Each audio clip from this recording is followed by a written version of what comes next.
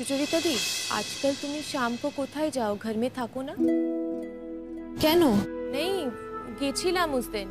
वो आजकल तो और विपाशा दीर बाड़ीते आशा হয় ना और शिमुल के साथ भी देखा হয় ना और इतना सारा प्रॉब्लम्स चल इसलिए उसके साथ मिलने गई थी। तो मैंने सोचा कि तुमको भी बुला लूं। घर जाके देखलाम कि तुम ही नहीं और ट्विंकल भी बोल लो आजकल तुम शाम को घर में থাকো ना। 8-9 बेजे जाए आस्ते आस्ते। কোথায় যাও গো সুচরিতা দি? কোথায় আর যাব, ধারে কাছেই ছিলাম।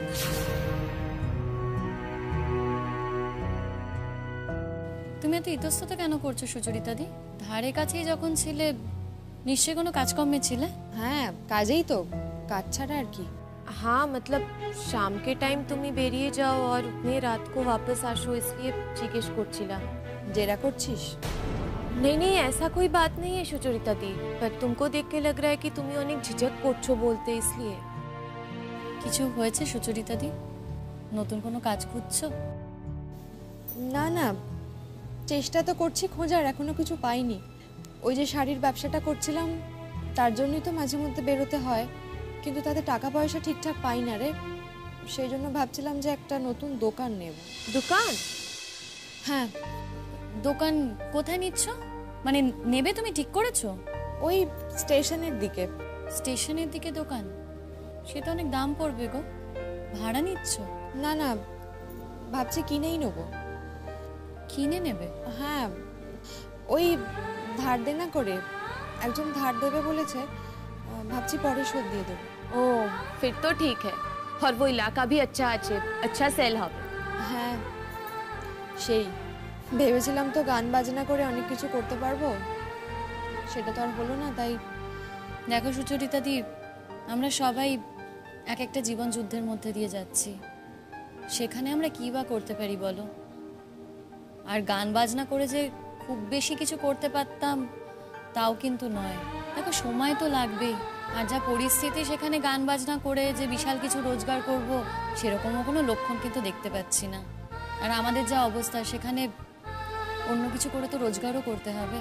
আমাদের মধ্যে একমাত্র বিপাশাদির অবস্থা ঠিক ছিল, কিন্তু এখন বিপাশাদির যা কন্ডিশন সেখানে বিপাশাদিরই সব থেকে বেশি ভাবতে হবে যে বিপাশাদি কি করবে। हाँ पर पता नहीं বিপাশা দির अब কি হবে, कहाँ जाएगी, कहाँ पे रहेगी। हाँ শুনেছিলাম কি একটা রিসেপশনিস্টের জব আছে, पर वो कंफर्म হয়েছে কিনা ये भी तो नहीं पता ना। কিরে, তোরা এসছিস? কখন এলি? অনেকক্ষণ বিপাশাদি। স্কুলে যাসনি আজকে? না, স্কুলে যাইনি। শরীর ঠিক আছে? ঠিক আছিস তো? আমি ঠিক আছি বিপাশাদি। তোমার কাজ মিটলো? কাজ তো হয়েছে, মিটে গেল, তারপরেই তো এলাম। আর একজন কোথায়? বলতে পারবো না, সত্যিই বলতে পারবো না। আমার হয়ে গেছে, কাজ মিটে গেছে, আমি অফিস থেকে সোজা বেরিয়ে চলে এসেছি। আমি দেখলাম বটে যে আমি একটা রিক্সায় উঠলাম, ও আর একটা রিক্সায় উঠলো। তারপর ট্রেনে দুজনেই এসে দুজনের আলাদা কম্পার্টমেন্ট। স্টেশনে নামলাম, একটা রিক্সা ধরে বাড়ি চলে এসেছি। দেখো এক্ষুনি চলে আসবে। আপাতত দুজনে তো একই জায়গায় আছি। এই বাড়ি ছেড়ে তুমি আর কোথায় যাবে বলো তো? শোনো, তুমি কোথাও अरे चंदन दा, কংগ্রাচুলেশনস। আমাকে কংগ্রাচুলেট করছো? क्योंकि तुम्ही जो सब চেয়েছিলে वही तो হয়েছে না। তুমি তো খুশ होना चाहिए, है ना? না, আমি বোধহয় এটা চাইনি। আমি যাক, এখন আর এসব বলে লাভ কি বলো? আমি তো একজন প্রতিষ্ঠিত অপরাধী এখন। বিপাশা, তুমি কি এখনই রেডি হয়ে নেবে? হ্যাঁ, আমি তো রেডি, আমার তো সব গোছানোই আছে মোটামুটি। বিপাশা, একটা রিকোয়েস্ট ছিল। বাবা, তোমার সঙ্গে না সমস্ত রকম অফিসিয়াল কথাবার্তা আমার শেষ হয়ে গেছে, আর তোমার সঙ্গে বাড়তি কোনো কথা তোমার থাকতে পারে না। কিসের কথা আমি বোঝাতেই পারছি না। তোমার সঙ্গে কথা বলতে গেলেই আমার ইরিটেশন হয়, আমার বিরক্ত লাগে।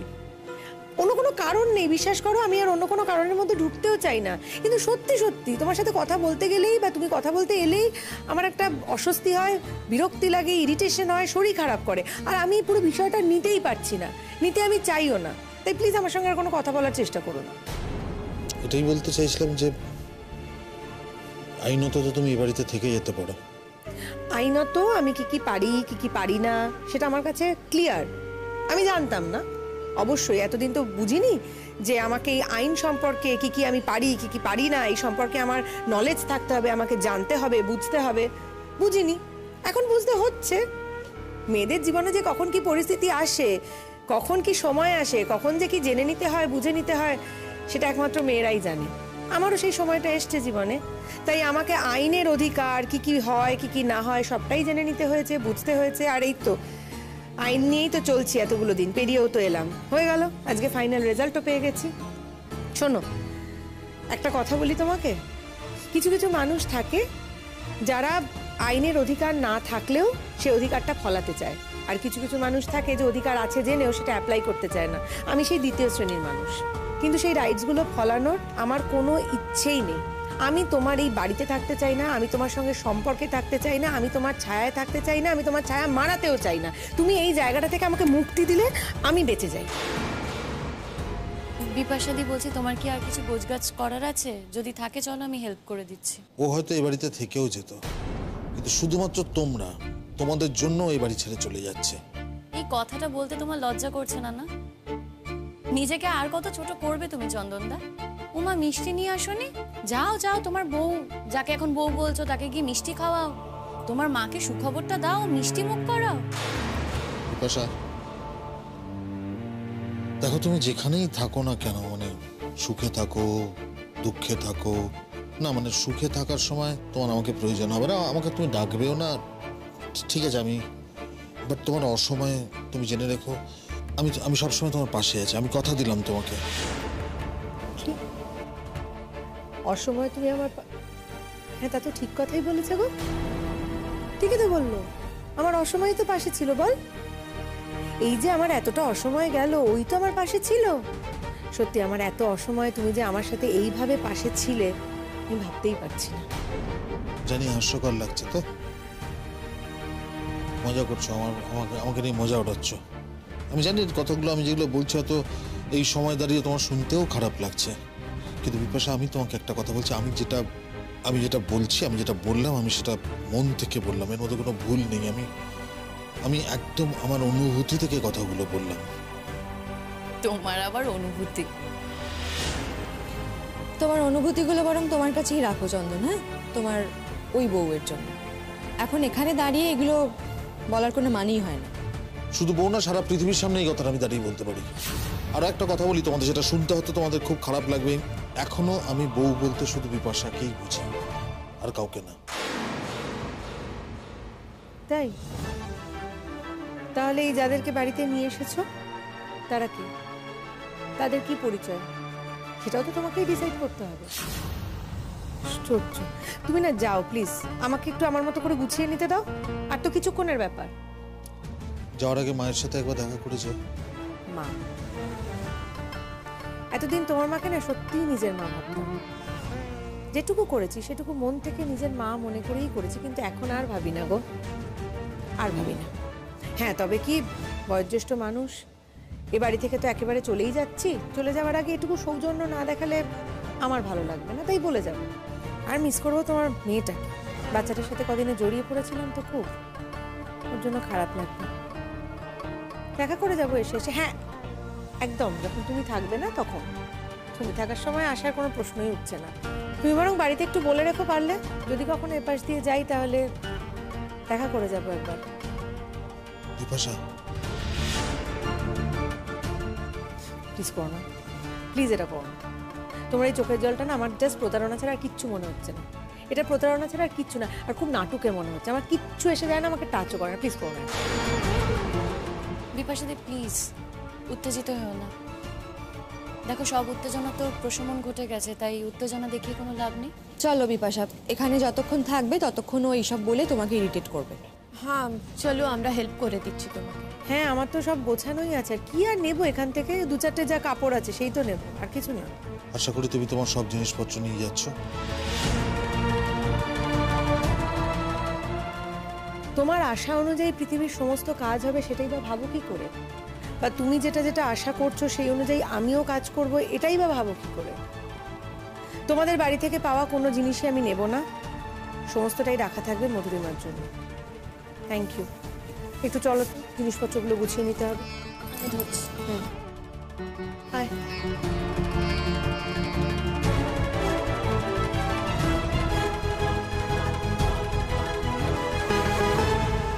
আগের দিন রাতের খানিকটা এনকোয়ারি কিন্তু আমার টিম করেছে।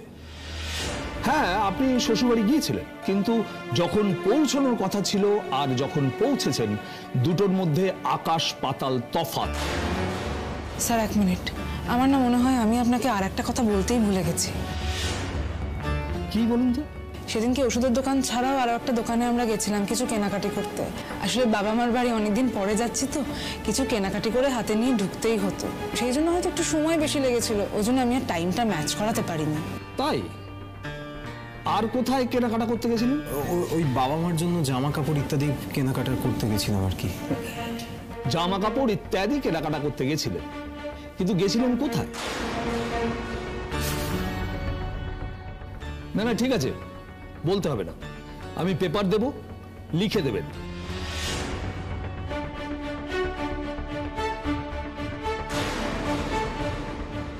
আপনি কি ভুলে গেছেন আপনি কোথায় গেছিলেন? না মানে ও তো দোকানের ভেতরে যায়নি, ও তো দোকানের বাইরে দাঁড়িয়ে ছিল। যা কেনাকাটা করেন না আমিই করেছিলাম, ও তো এত বেশি পছন্দ করে না দোকানে যাওয়া আসা।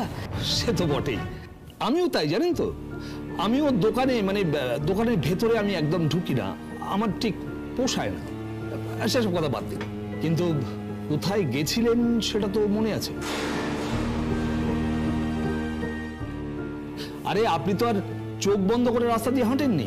না না, তা তো বটেই, মানে লিখে দিন, আপনারা দুজনেই লিখে দিন। কেন? দোকানের নামটা লিখুন।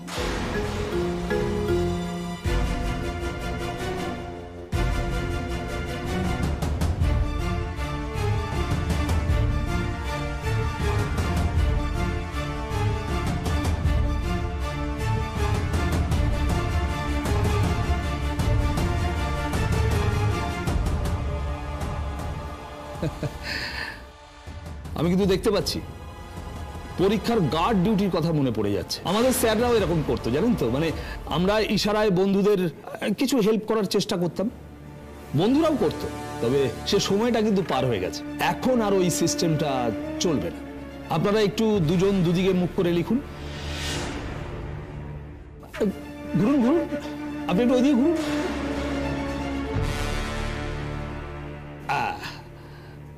আপনি একটু এদিকে ঘুরুন। এবার লিখুন, আমি আপনাদের জন্য 10 গুনছি। 1 2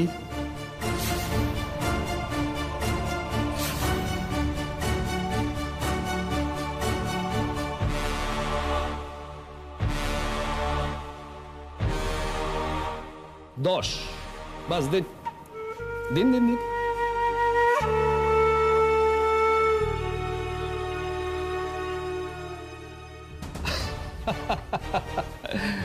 আপনারা তো একদম তৈরি ছিলেন না, একটু কনসাল্ট করে নিতে পারতেন। দেখুন, এই যে বিষয়টা আপনারা বলবেন নিজেরা একটুখানি বলা বলি করে নিতে পারতেন, মানে নিজেদের মধ্যে আলোচনা করে নেওয়া উচিত ছিল।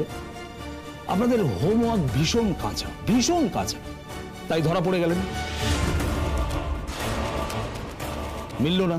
স্যার, তা থেকে তো এটা প্রমাণ হয় না বলুন যে আমরা দোকানে যাইনি বা কেনাকাটা করিনি। আমি অবশ্যই দোকানে গেছিলাম এবং কেনাকাটা করেছি, এবং ও দোকানের বাইরে দাঁড়িয়েছিল এবং ও না ঠিক দোকানের নামটা খেয়াল করেনি। আচ্ছা, এটা কি কোনো ইন্ডিভিজুয়াল দোকান নাকি কোনো মলে গিয়েছিল? মলে।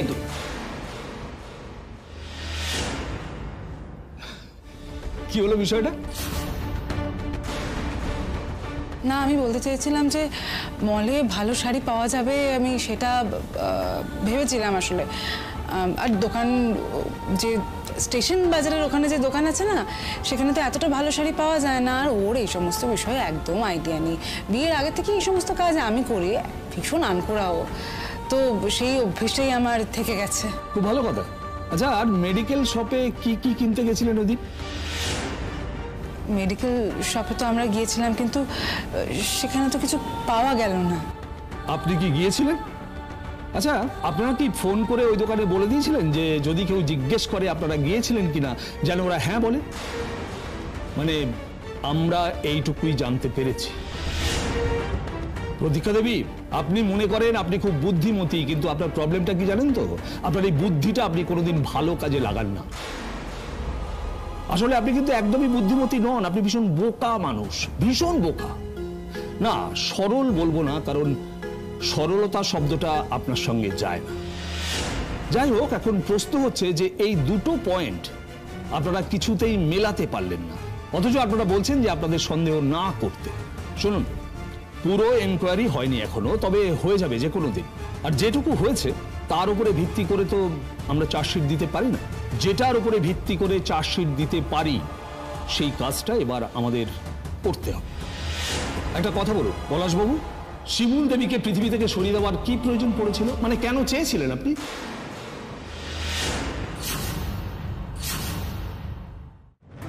এসব এসব কি বলছেন স্যার? আমি এসব স্বপ্নেও ভাবতে পারি না। এত সব কিছুর পরে এরকম একটা অভিযোগ? ছি ছি ছি ছি ছি ছি ছি ছি ছি ছি, এরকম একটা অভিযোগের পরে তো আমি মুখই দেখাতে পারবো না কাউকে। তাই মুখ দেখানো এত দুষ্কর হয়ে যাচ্ছে তো এটা আগে ভাবেননি? আপনি স্যার আমাদের ভুল বুঝছেন, আমরা এরকম কিছু করিনি। আমাদের যদি এরকম কিছু করারই থাকতো তাহলে কি আমরা অত দূরে গিয়ে ওরকম একটা জায়গায় এই কাণ্ডটা ঘটাতাম? আর স্যার সেদিন যদি ওই পথ দিয়ে না আসতো তাহলে তো আমার এই উদ্দেশ্যটা সিদ্ধই হতো না। আপনি সেটাও একবার ভাবুন। আচ্ছা, আর কি যুক্তি আছে বলুন তো? স্যার যুক্তি না মানে আমি আপনাকে বলছি, আপনি বিশ্বাস করুন আমি এই কাজটা করিনি। স্যার কিছু কিছু লোক থাকে যারা খুন করতে পারে, কিন্তু আমি এটা করিনি স্যার। আমি সেই জাতীয় লোক নই স্যার। বলছেন? হ্যাঁ স্যার, প্লিজ স্যার আমাকে আপনি ছেড়ে দিন, আমি আপনাকে রিকোয়েস্ট করছি স্যার। আমি চাকরি থেকে আজকে ছুটি নিয়েই এই থানায় এসেছি। এইসব যদি জানাজানি হয় আমার চাকরিটা আবার থাকবে না স্যার। কি করবো বলুন, আমাকে আপনি ছেড়ে দিন স্যার। আমি সত্যি বলছি আমি কিছু করিনি, এই বিষয়ের সঙ্গে আমি জড়িত ছিলাম না স্যার। এমনিতে তো আমার চাকরি চলেই গেছে। আপনার চাকরিটা কেন গেল? থানা পুলিশ হলে আমাদের সমাজে একটা চাপ সৃষ্টি হয় জানেন তো, সম্মানে একটা আঘাত লাগে। আর এরকম হলে কি কোনো কোম্পানি চাইবে তার কর্মচারীকে টিকিয়ে রাখতে? না, ব্যাস চলে গেল চাকরি। একেবারে বিনা দোষে এরকম হলো আপনার? দোষ হয়তো আমার কিছু ছিল স্যার, কিন্তু যে দোষে আমি জেল খেটেছি সেই দোষটা আমি করিনি। আমি ভুল ঠিকই করেছি, কিন্তু অন্যায় করিনি। ফ্যান্টাস্টিক! আপনার কথা শুনে না হাততালি দিতে ইচ্ছে করছে। যাই হোক, আপনারা সহজ কথাটা সহজভাবে স্বীকার করলেন না, মানে সোজা আঙ্গুলে ঘি উঠবে না। ওকে, নো ইস্যু। আমি ভেবেছিলাম আপনারা সত্যিটা স্বীকার করে নেবেন, তাহলে বিষয়টা অনেক সহজ হয়ে যেত। সেটা আপনারা করলেন না, সুতরাং আমাকে একটু ঘুরপথে যেতেই হবে, অনেকটা ঘুরতে হবে। তবে আমি কিন্তু সেই ঘুরতে রাজি আছি। আপনারা তৈরি তো?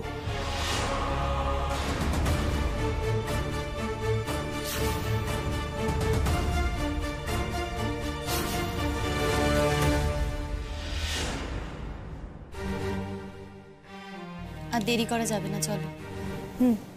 চল।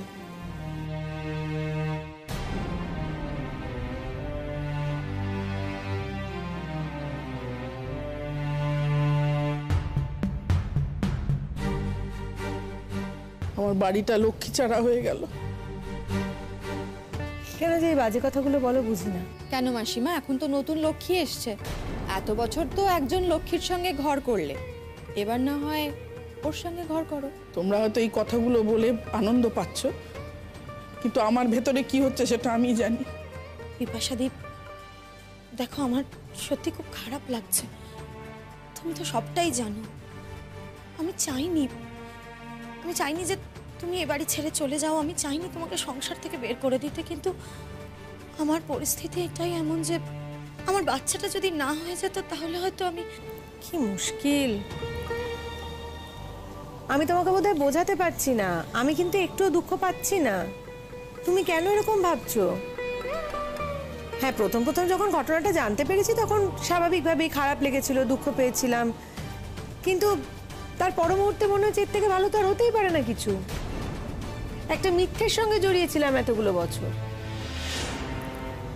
আমার জীবনের এতগুলো বছর একটা মিথ্যের মধ্যে ছিল, মিথ্যের সঙ্গে সহবাস করেছি। কি আর রইল আমার জীবনের? কতগুলো বছর তো কাটিয়েই দিলাম। অন্তত এবার থেকে সত্যির সঙ্গে থাকতে পারবো। এবার থেকে যা হবে সত্যিটাকে নিয়ে হবে। আশা করছি সবটা ভালোই হবে। যাকে আমি কিন্তু একটু দুঃখ পাচ্ছি না, তুমিও প্লিজ দুঃখ পেও না। তুমি কোথায় থাকবে আমি জানি না, কিন্তু বিপাশা আমার এক সেকেন্ড, আমি কোথায় থাকবো সেটা তো তোমার জানার কোনো প্রয়োজন নেই। কেন জানতে যাবে তুমি? আমি কি করছি না করছি, আমার রোজকার খবর রাখো, আমি সেটা চাই না চন্দ্র, একদমই চাই না। বরং এটা যদি তুমি রাখো আমি বিরক্ত হবো, আমি অপ্রস্তুত হবে এবং আমার একদম ভালো লাগবে না। তাই প্লিজ এটা করতে চাও না। তুমি সংসার করছো তো, মন দিয়ে সংসারটা করো, আমাকে এভাবে অপ্রস্তুত করতে চেও না। হ্যাঁ, একটা সময় আমার তো মনে হয়েছিল যে এতটা ভালোবাসি তোমায়, কি করে থাকবো তোমায় ছেড়ে। বিশ্বাস করো, যেদিন ডিভোর্সের পেপারটা আনতে যাচ্ছি সেদিনও মনে হয়েছিল, আজ আর মনে হচ্ছে না, একদমই মনে হচ্ছে না। বরং মনে হচ্ছে আমি মুক্তি পেলাম, বেঁচে গেছি। আমি এই মিথ্যেটা থেকে তো বেরিয়ে আসতে পেরেছি, বেঁচে গেছি। স্বামীকে নিয়ে, সন্তানকে নিয়ে, শাশুড়িকে নিয়ে সুন্দর করে সংসার করো মধুরিমা, নতুন বউয়ের মতো করেই। বুঝতেই তো পারছো যে তোমার বরের আর আমার প্রতি কোনো আকর্ষণই, মানে আকর্ষণটা ছিলই না, পুড়িয়ে গেছিল বলেই তো তোমার প্রতি আকর্ষণটা তৈরি হয়েছিল। তাই ওর আগের জীবনে যে কেউ একজন ছিল সেটা ভুলে যেও। হ্যাঁ, বলতে পারো আমার তোমার বরের প্রতি আকর্ষণ ছিল।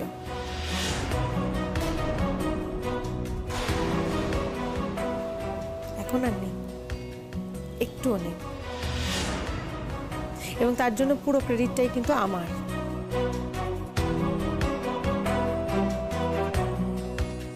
আমি নিজেই নিজেকে ক্রেডিট দিচ্ছি, আমি নিজেই নিজে খুশি থাকার চেষ্টা করছি এবং নিজেই নিজের পিঠ চাপড়াচ্ছি যে আমি এটা পেরেছি। ফাইনালি আমি নিজে থেকে এটা পেরেছি।